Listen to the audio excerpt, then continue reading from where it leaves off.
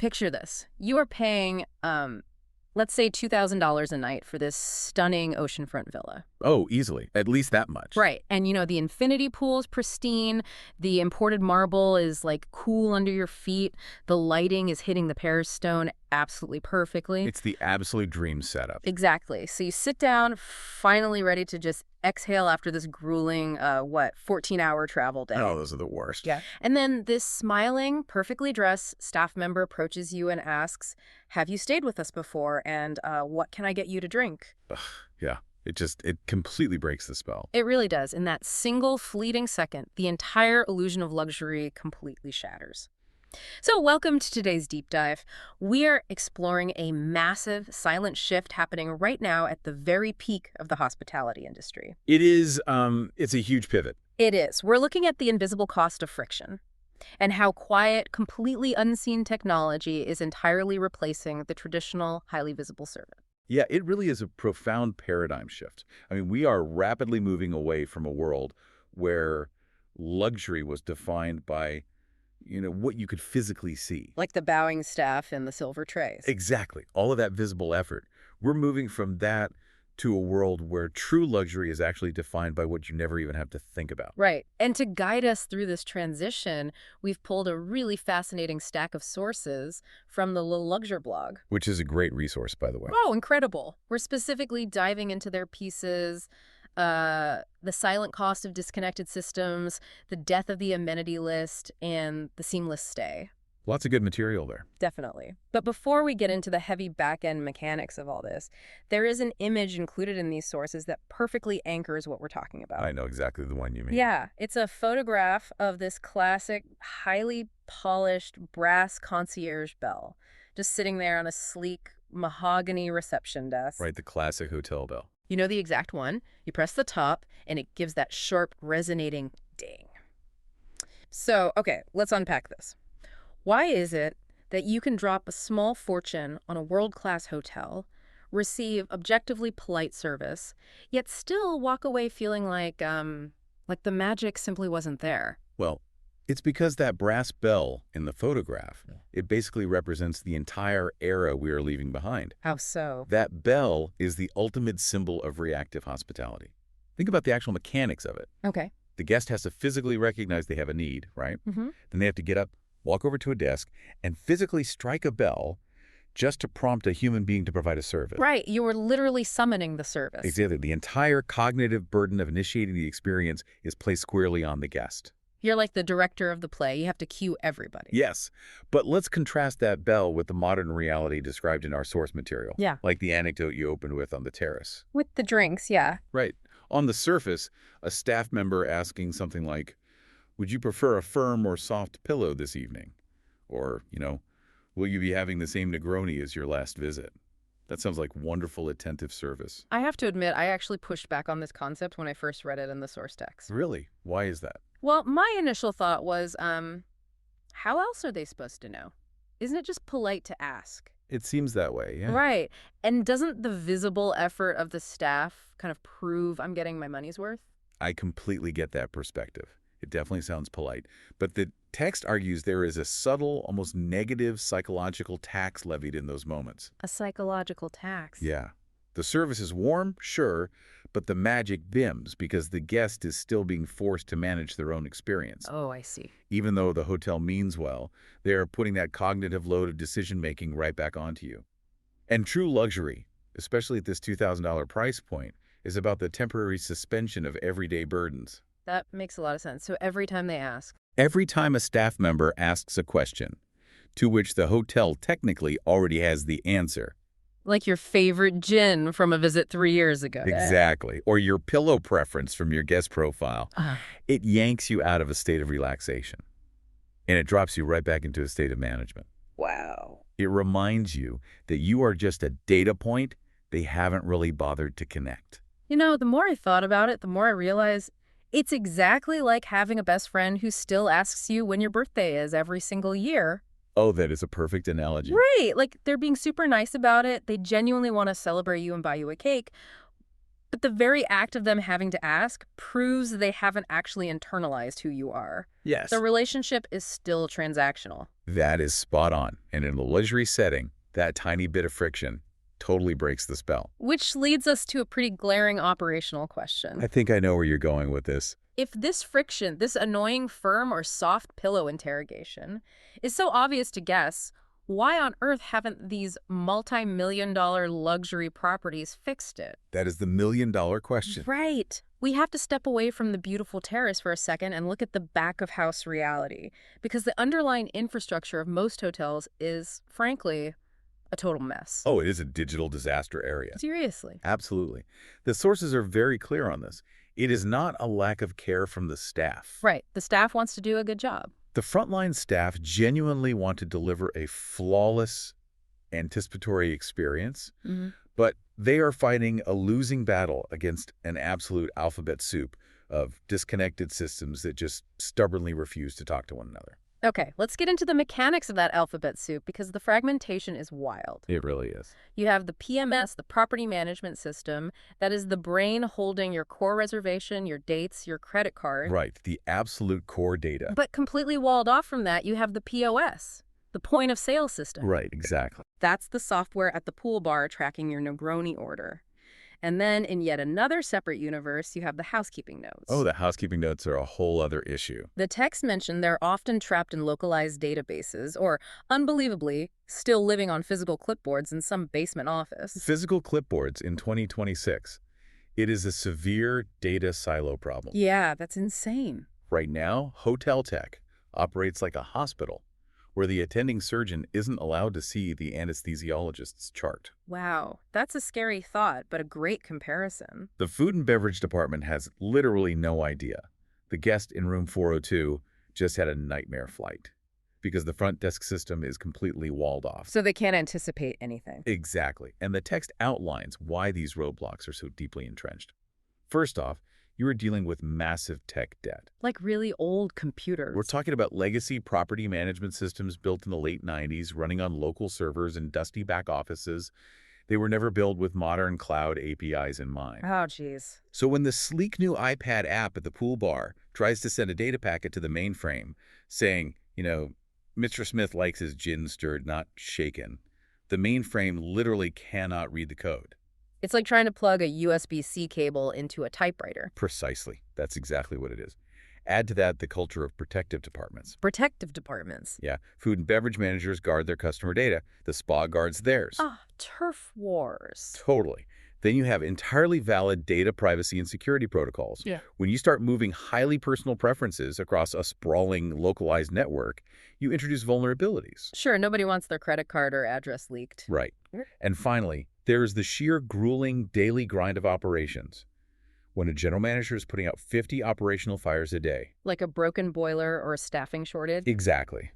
There is zero bandwidth left to strategize a multi-year cloud architecture migration. But wait a minute. In an era where my smartphone algorithm knows what song I want to hear before I even open the app, why is integrating a POS and a PMS such an insurmountable mountain? It seems crazy, doesn't it? It really does. We have self-driving cars, but my five-star hotel can't remember I'm allergic to feathers. What's fascinating here is that the root cause isn't actually just technological. No. No. The technology absolutely exists to fix this tomorrow. The roadblock is fundamentally cultural. Cultural? How so? The LeLuxure article explicitly calls out a flawed revenue culture in the hospitality industry. Historically, and even right now, hotel managers and ownership groups are heavily bonused on traditional, easily measurable metrics. Like what?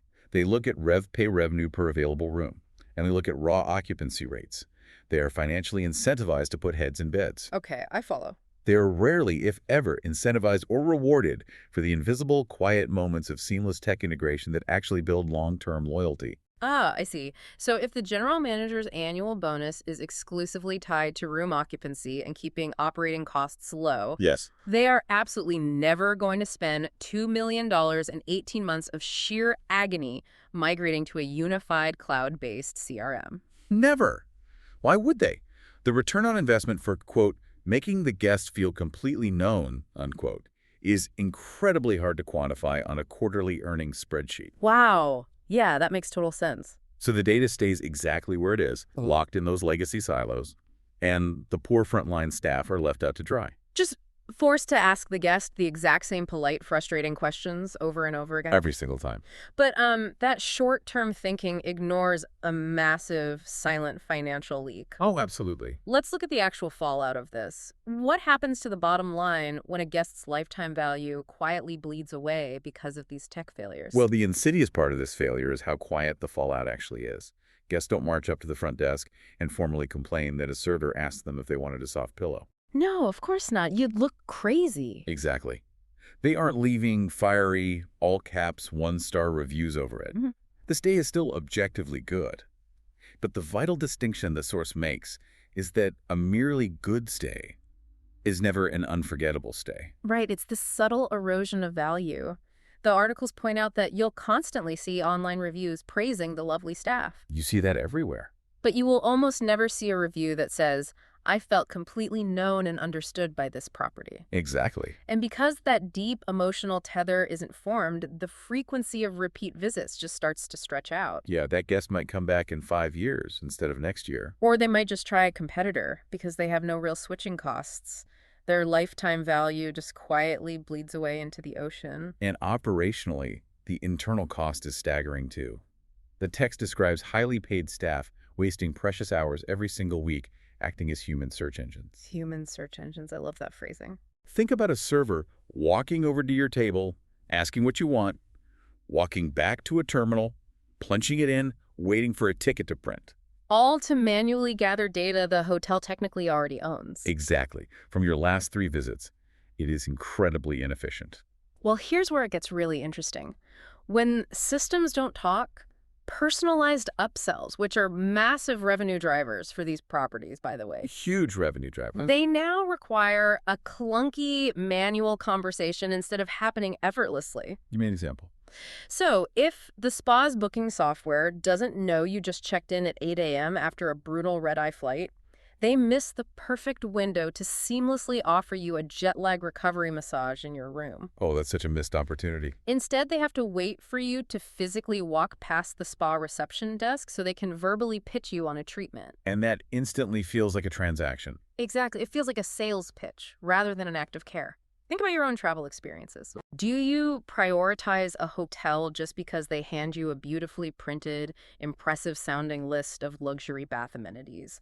Or do you prioritize the feeling of being instantly recognized and understood the second you cross the threshold? That connects perfectly to the Loveshire piece titled The Death of the Amenity List. Oh, yeah, that was a great article. The author argues quite forcefully that modern luxury guests genuinely do not care about a bulleted list of features anymore. No, nobody cares about the brand of shampoo anymore. Right. They don't care about the brand name of the shampoo or the exact thread count of the duvet because those things are baseline assumptions at a certain price point. You just expect them to be good. Exactly. What they care about is the emotional imprint of the stay. They're looking for what the author calls the return of feeling. The return of feeling. An amenity list is just a transaction. Being known is a feeling. That's powerful. So we know exactly what the problem is. We know why the tech is broken, and we know it's costing these properties millions in lost loyalty and operational waste. Yes. Let's look at the vanguard of the industry. Who is actually solving this? Because some properties are successfully paring down these silos. They are, but it's a very select group. The text identifies them as a small number of independent private villas, true boutiques, and highly curated residences. Why them specifically? They are getting this right primarily because they are smaller and more agile. They don't have 40 years of corporate tech debt holding them back. Ah, no ancient mainframes in the basement. Right. But more importantly, they have committed to a fundamentally different operational philosophy. They've done what the source brilliantly calls the unglamorous work. Yes, unglamorous is the perfect word for it. IT integration is not sexy. It doesn't look good on an Instagram reel. It is not a shiny new infinity pool or celebrity chef restaurant. Not at all. It is the grueling, deeply unglamorous, behind-the-scenes work of building custom APIs so the PMS talks instantly to the POS. It's giving the housekeeping team an iPad that syncs the exact second a booking lands, showing that this specific guest requested a hypoallergenic room 3 years ago in a completely different city. Yes. that level of detail. Or allowing the food and beverage team to track the guest's airport transfer via GPS so they can prepare the welcome drinks before the town car even pulls into the driveway. And when you invest in that unglamorous work, you reach the ultimate realization of modern luxury. Which is what? The guest walks out to the terrace, and without a single word being spoken, their favorite Negroni is simply sitting there on the table. Just waiting for them. Exactly. The hotel hasn't added more service. They haven't hovered over the guest.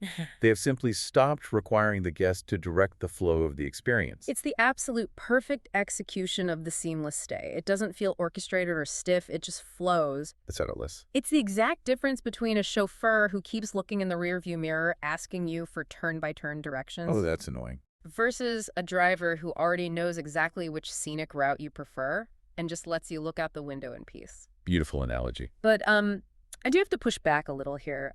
Is there a creepy factor to this? Ah, the creepy factor. Yeah. If I walk to the pool and a drink is just magically waiting for me, is that luxury or is that Big Brother? Like, where is the line between anticipatory care and surveillance?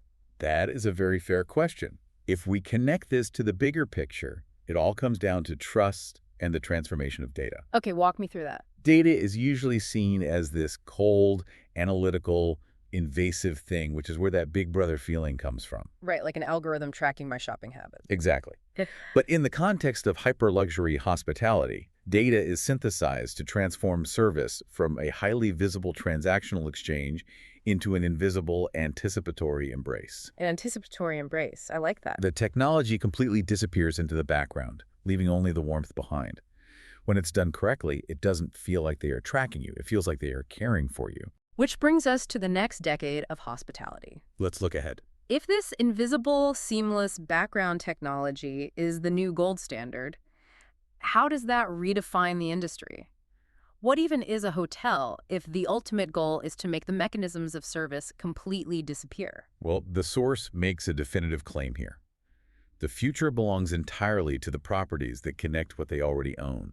Silent systems are going to define the next decade of ultra-luxury. Silent systems. Yeah. The article, Maybe the Best Hotel Isn't a Hotel, looks at a campaign by Explore Journeys, which perfectly encapsulates this shift. What did they do? They are moving the traditional definition of luxury away from a physical place, like a static building with a lobby and a grand staircase, to a perception. It is a transition from a geographical destination to a state of mind. Wow. It's a massive pivot in how we understand value. It really is. And I think it is largely a psychological reaction to how incredibly loud everything else has become. Oh, definitely. The text contrasts this new, quiet, invisible luxury with what it calls the cult of personality in modern hospitality. Right. The rock star chefs. Yes. We see this everywhere now. Head chefs and mixologists acting like rock stars, becoming massive brands themselves. The meal or the drink basically becomes secondary to the performance of the creator. Exactly. And then you add the guest with a megaphone. The reality that social media algorithms are dictating how spaces are designed. Oh, the Instagram walls. Yeah, everything is built to be a viral, camera-ready moment. It is exhausting. It is so exhausting. True luxury now is escaping all of that noise. It's retreating into silent, anticipatory care where you don't have to perform for a camera and the staff doesn't have to perform for you. That is precisely it. The visible performance of service, the bowing, the hovering, the theatrical presentations, it's all becoming passé. Nobody wants it anymore. No. The modern wealthy traveler no longer wants to be seen receiving service. They just want the friction of daily life to vanish entirely. So, what does this all mean? If I am a guest experiencing this vanguard of hospitality, describe to me exactly how I am physically and emotionally perceiving this transition from standard luxury to completely invisible care. Right. Like, what does it actually feel like in the body? It literally feels like a physiological exhale. An exhale. Yeah. Physically, you notice a dramatic reduction in micro-interruptions. You aren't constantly signing paper chits at the pool. You aren't repeating your room number to 3 different people. You aren't answering preference questions at the spa. Your physical momentum is never stopped by a logistical hurdle. That sounds amazing. And emotionally, it creates a profound sense of psychological safety and belonging. You feel deeply understood without having to explain yourself. Wow. You don't feel like a customer navigating a complex business. You feel like an esteemed guest returning to a private home that has been eagerly awaiting your arrival. The environment has been listening to your needs all along, so everything is just exactly as it should be. It is brilliant. We have gone on quite a journey today. We really have. We started with the heavy reactive ding of the old brass concierge bell, a world where you had to raise your hand and ask for every single thing you wanted. Right. And we have moved all the way to the silent, invisible orchestration of connected data, where your Negroni is sitting there waiting for you before you even realize you're thirsty. It's incredible. Luxury is no longer about visible effort or an exhausting, bulleted list of amenities. It is entirely about the apparent absence of friction. It is a beautiful evolution in how we care for people. But it does leave us with a rather fascinating dilemma to consider as we close. Ah, what's that? If luxury hospitality successfully trains us to expect this level of completely invisible, anticipatory care where our deepest needs are met before we even have to articulate them, how is that going to fracture our tolerance for the friction we face in the rest of our lives? Oh, wow. Right. When silent, intuitive perfection becomes your baseline on vacation, will the everyday act of having to explain your medical history yet again at the doctor's office, or repeating your account issue at the bank, or navigating the grocery store, will that eventually feel completely intolerable? That is a brilliant question, and exactly the kind of thing that will keep you thinking long after today's deep dive is over. We want to thank you so much for joining us, for unpacking the alphabet soup of legacy tech, and for exploring the quiet, frictionless future of luxury. As you go about your week, we encourage you to look around and notice the invisible friction in your own world. Until next time.